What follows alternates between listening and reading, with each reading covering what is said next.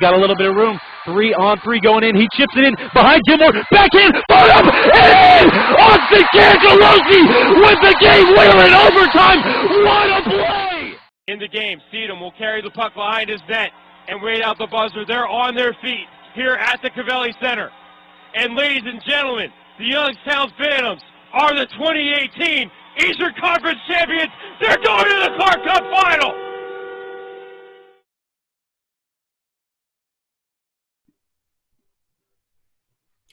Welcome to episode 7 of Hockey People on the Computer Getting Coffee, brought to you by Dunkin. I'm voice of the Phantoms, Matt Lipsack, and I am joined by former Phantom winger and late of the Texas Stars of the AHL, Josh Melnick. Josh, how are you, buddy? I'm doing great. Thanks for having me. Thanks for joining us. Well, hey, what have you been up to since the AHL shut down, I guess, almost 3.5 months ago now at this point?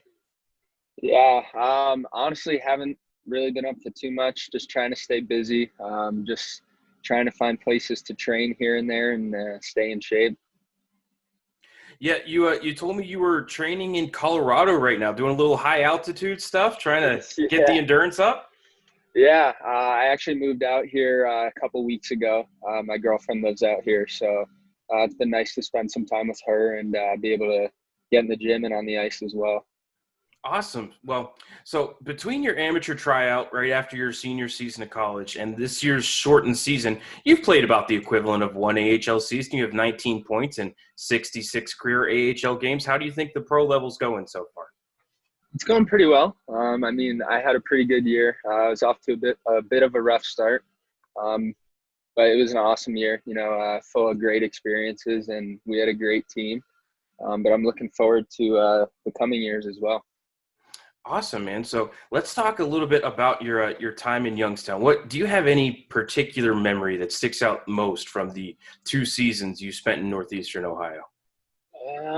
I mean, there's so many good memories. I think for sure I'd have to just say that our second year in general, we were a pretty good team that year, and we won the Anderson Cup and made a run for playoffs. Obviously, it didn't end the way we wanted, but that was such a special year, and we had a really special group. Yeah, of course, that 2014-2015 team ended up falling in the first round of the playoffs to the Muskegon Lumberjacks. A couple of games in overtime that ended up being the deciding factor. And playoff hockey in overtime, you just never know which way the puck's going to bounce. Isn't that right, Josh? Yeah, very true. I can't say for sure that I remember exactly how those overtimes went, but obviously it wasn't in our favor. So who were your billets while you were in Youngstown? Obviously, in the USHL, the billet families are a huge part of what we do, so we try to give them a shout-out when we can. Yeah, of course. My first year, I was with the Blythe family, Mark and Joyce and their son, Zach. I'm not sure if they are still billeting now, but they were great. We had a great time first year. And then my second year, I moved in with Maddie Miller, who was a defenseman on our team. We moved in with his grandma, and that was a great experience as well. She's doing great. I actually talked to her a couple weeks ago, so everything's good there. Of course, Matt hit some time in his college career with the Ohio State Buckeyes.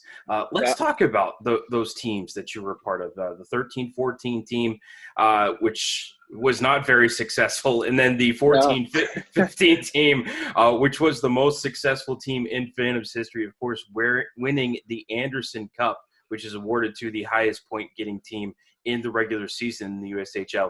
Who was the prankster on those teams? And you don't have to give me 2 names. Just give me one. Who was pulling all the pranks? I feel like we didn't have too many pranks. Just like small things here and there, like cups in the shin guards when you pull them off the rack, it just spills on you. But a lot of jokes. I would have to say Matt Miller was definitely up there on jokes, and Josh Melnick as well. He threw a couple pranks in there here and there. We had a lot of guys that were. I mean, we were such a close knit group that year. I feel like at some point everyone was just pulling a little something on each other. Who was always running late? Who was that guy? The bus getting ready to leave, or anybody chronically late?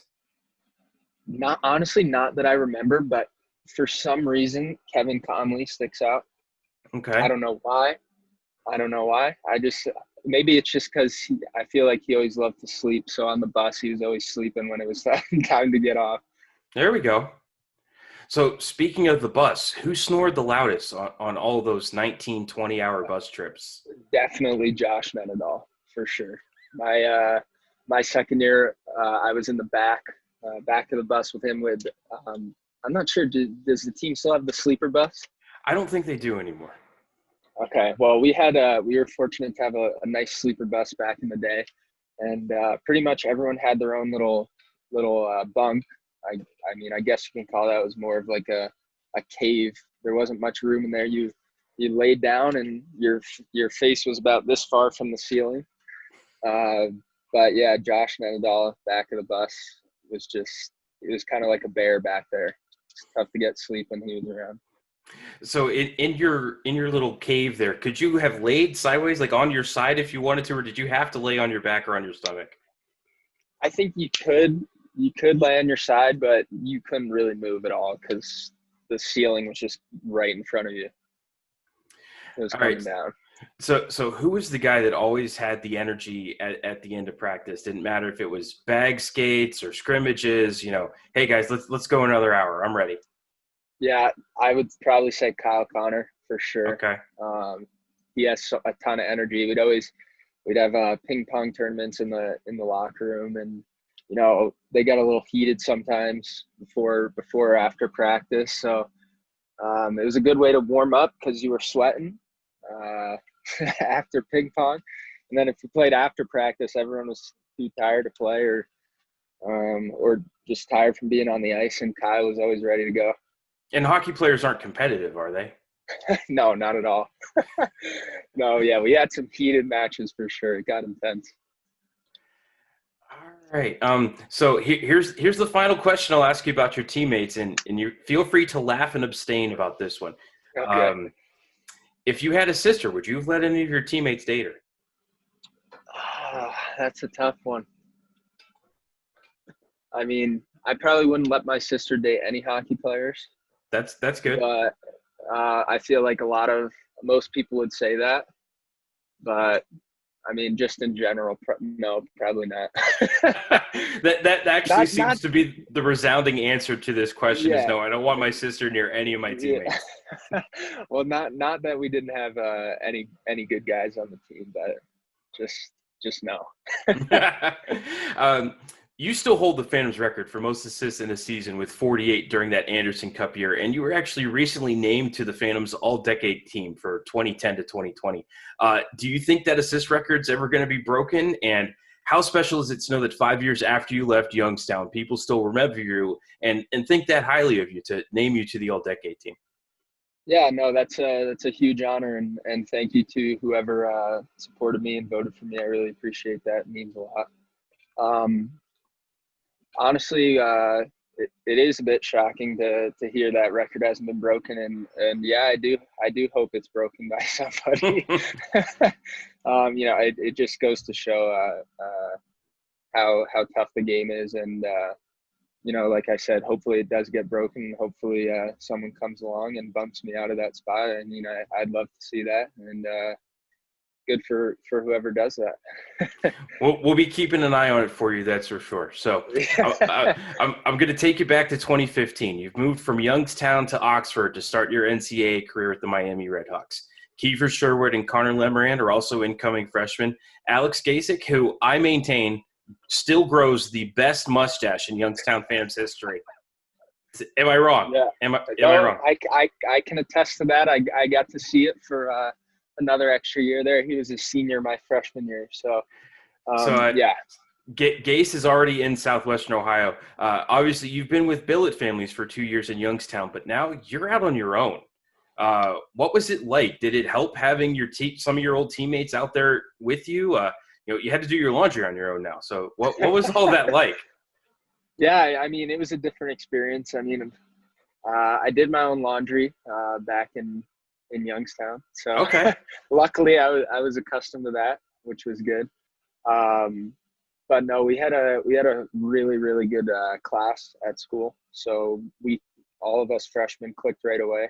You know, like you said, I had Kiefer there coming in as a freshman with me, and we actually roomed together in the dorm. So that definitely made the adjustment a little easier. And then, you know, Connor Lemerand as well, who was a year ahead of us, was kind of just a big role model for me, especially coming in.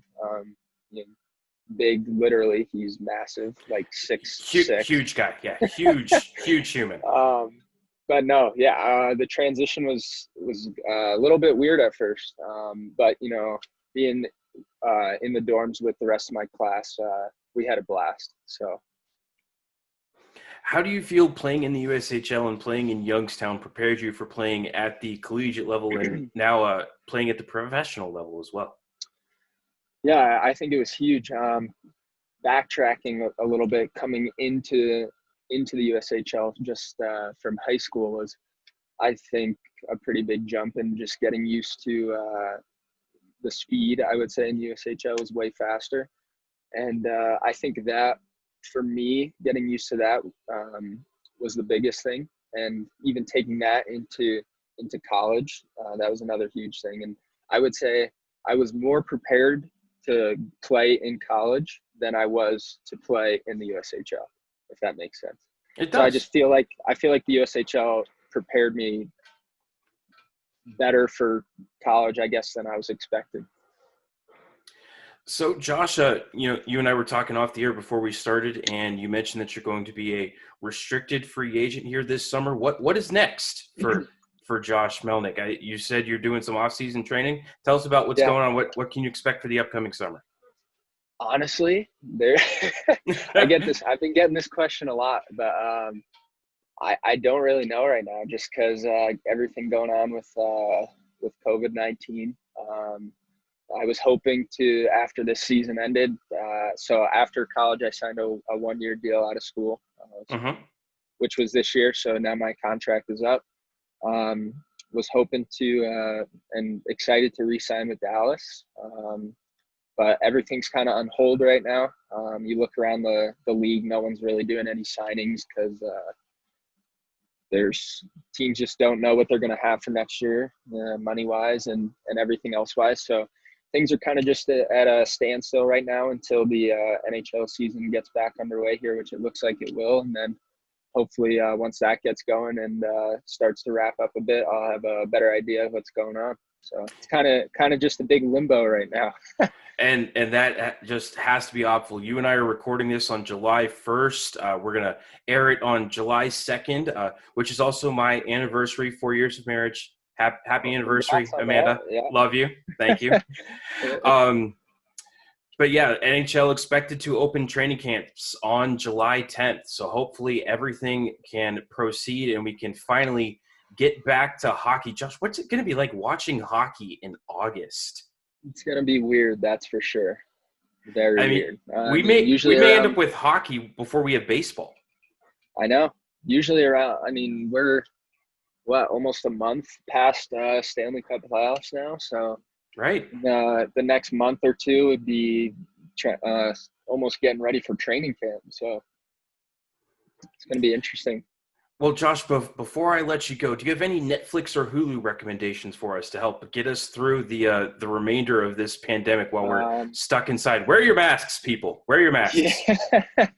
Always wear your masks. That's very important for sure. But Netflix recommendations.